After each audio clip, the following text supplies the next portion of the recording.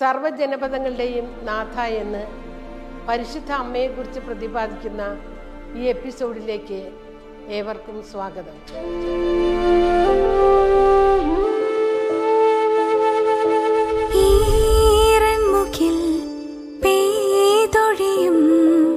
ഹൃദയങ്ങളിൽ മഴവില്ലായി തെളിയുന്നോരമ്മേ,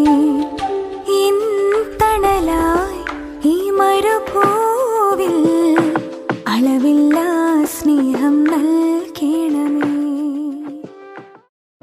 അവർ lady of നോക്ക് അയർലൻഡിലെ Mayo എന്ന സ്ഥലത്തെ നോക്ക് ഇടവക ദേവാലയത്തിൽ 15ഓളം വ്യക്തികൾ 1879 ഓഗസ്റ്റ് 21 വൈകുന്നേരം ദേവാലയത്തിൻ്റെ തെക്കുവശത്ത് അസാധാരണമായൊരു പ്രകാശം കണ്ടു.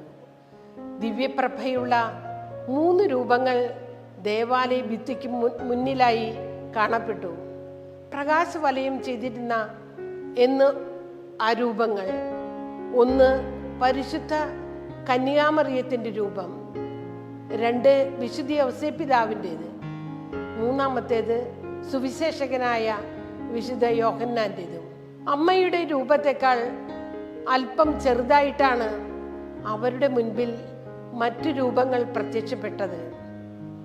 ഇതിനരികെ ഒരു കുരിശും മുൻപിൽ ബലിക്കുള്ള കുഞ്ഞാടും ചുറ്റും മാലാഖമാരും കാണപ്പെട്ടു. അമ്മയുടെ രൂപം ആകാരഭംഗിയുള്ളതുകൊണ്ട് മജ്ജയും മാംസവും ഉള്ളതായി ജീവനുള്ള ശരീരം പോലെ തോന്നിച്ചുവെന്നും അടുത്തേക്ക് ചെല്ലുന്തോറും അകന്നു പോകുന്നതായി തോന്നിയെന്നും കാഴ്ചക്കാരിൽ ഒരാൾ സാക്ഷ്യപ്പെടുത്തി.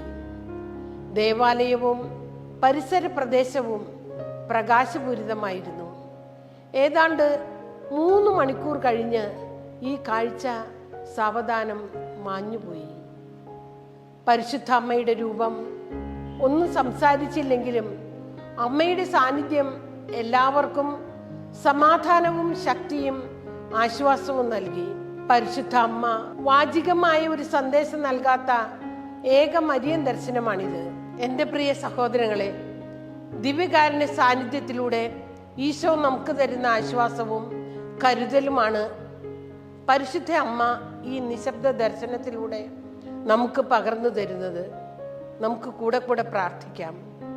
അസ്വസ്ഥരായി കഴിയുന്ന ഞങ്ങളുടെ ഹൃദയങ്ങളിലേക്ക് യേശുവുമായി കടന്നു വന്ന് ആശ്വാസം നൽകണമേ. ആമേൻ.